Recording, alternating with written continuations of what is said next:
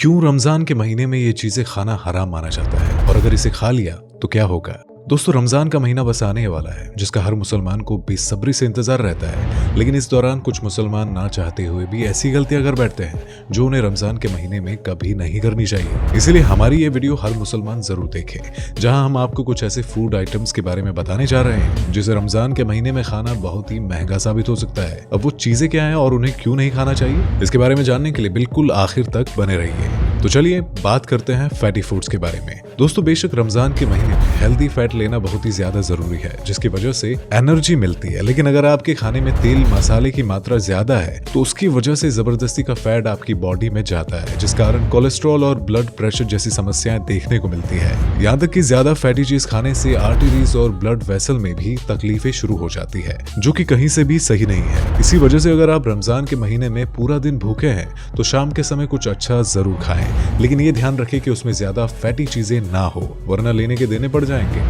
Foods that induce gastric acid. दोस्तों, रमजान के time पर जब पूरा दिन भूखा रहने से पहले लोग सुबह कुछ खाते हैं तो उसमें उन्हें ऐसी चीजें बिल्कुल भी नहीं खानी चाहिए जो गैस्ट्रिक एसिड को प्रेरित करें। जैसे कि रमजान के दौरान ना ही आपको कुछ मसालेदार चीजें खानी चाहिए और ना ही आपको बहुत खट्टी चीजें खानी चाहिए, जैसे कि कच्चा प्याज, लहसुन, काली मिर्च वगैरह वगैरह, या वो फूड आइटम जिसमें सीट्रस मौजूद है जैसे कि नींबू, संतरा या फिर संतरे का जूस वगैरह। और ये सारी चीजें आपको रमजान के दौरान अपने आप से दूर रखनी चाहिए ताकि जब आप पूरा दिन भूखे रहे तो आपको किसी भी प्रकार की पेट से जुड़ी समस्या ना हो।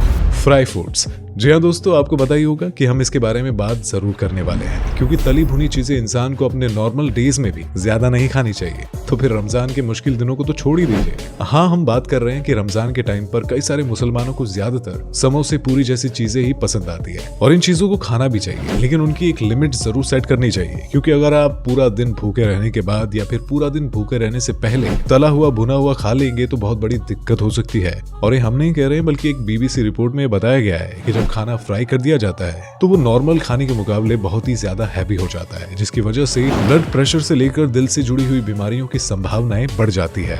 Refined carbohydrates. दोस्तों, रमजान के दौरान अवॉइड करी जाने वाली अलग चीजें हैं रिफाइंड कार्बोहाइड्रेट्स, जिसमें रिफाइंड शुगर, मैदा, पेस्ट्री वगैरह सब कुछ शामिल है। यानी कि इन चीजों में रिफाइंड कार्बोहाइड्रेट मौजूद होता है, तो उससे परहेज रखना ही सही है। हालांकि हम समझते हैं कि पूरा दिन बिना कुछ खाए पिए रहने के बाद इस तरह की चीजें खाने का मन करता है, लेकिन अगर आप अपने ऊपर कंट्रोल करके केवल थोड़ा बहुत सा रिफाइंड कार्बोहाइड्रेट का सेवन करें तो ये आपको अगले दिन फास्टिंग करने में मदद तो करेगा ही, उसके साथ आपकी बॉडी भी मेंटेन रहेगी। क्योंकि इस तरह की चीजें मुंह का स्वाद तो बढ़ा देती है, लेकिन इनके अंदर न्यूट्रिएंट्स की मात्रा बहुत ही कम होती है। ऊपर से मोटापा और दिल से जुड़ी समस्याएं होती है, सो अलग। Caffeinated drinks. जिन चीजों में कैफीन की मात्रा होती है उन्हें तो अभी के अभी छोड़ दीजिए, फिर चाहे आप रमजान में फास्टिंग कर रहे हैं या फिर नहीं। क्योंकि शुरू में तो कैफीन पीने से ऐसा लगता है कि बॉडी एक्टिव हो गई है, लेकिन जो बॉडी की एनर्जी है वो एकाएक कुछ ही देर में गिरने लगती है, जिसकी वजह से लोगों को स्ट्रेस, एंग्जाइटी जैसी समस्याएं होती है। उसके अलावा नींद भी ढंग से नहीं आती और कई बार तो लोगों को कैफीन का सेवन करने से माइग्रेन और सिर दर्द से भी जूझना पड़ता है। इसीलिए एनर्जी ड्रिंक्स और कॉफी वगैरह जिसमें कैफीन होती है उसे आप जितना ज्यादा अवॉइड करेंगे उतना ही ज्यादा बढ़िया है, खास तौर पर रमजान के महीने में। क्योंकि अगर फास्टिंग के दौरान आपकी एनर्जी एकाएक गिर गई और आपको एंग्जाइटी होने लगे तो वहां पर क्या होगा, पानी पीने की जरूरत पड़ेगी, लेकिन अफसोस आप पानी नहीं पी पाएंगे। इसीलिए कैफीन को दूर से ही टाटा बाय बाय कह दीजिए। इसके बाद बात करते हैं सॉल्टी फूड्स की। अब ये तो आप सभी जानते हैं कि सॉल्टी फूड से मिलने वाले सोडियम अपनी डाइट में ज्यादा मात्रा में शामिल करना हमारी हड्डियों के लिए बिल्कुल भी सही नहीं है। अक्सर आप लोगों ने अपने बड़े बुजुर्गों से कहते हुए सुना होगा कि ज्यादा नमक ना खाओ वरना हड्डी गल जाएगी। अब यहाँ पर हड्डियां गलेंगी तो नहीं, लेकिन हाँ, ज्यादा नमक खाने से हड्डियां कमजोर हो जाती है। लेकिन इसका मतलब ये भी नहीं कि आप कम नमक खाना शुरू कर दें। आपको नमक हमेशा सीमित मात्रा में खाना चाहिए, जिससे कि बॉडी में बैलेंस बना रहे। और खास करके तो रमजान के महीने में किसी भी चीज को कम या ज्यादा नहीं खाना चाहिए।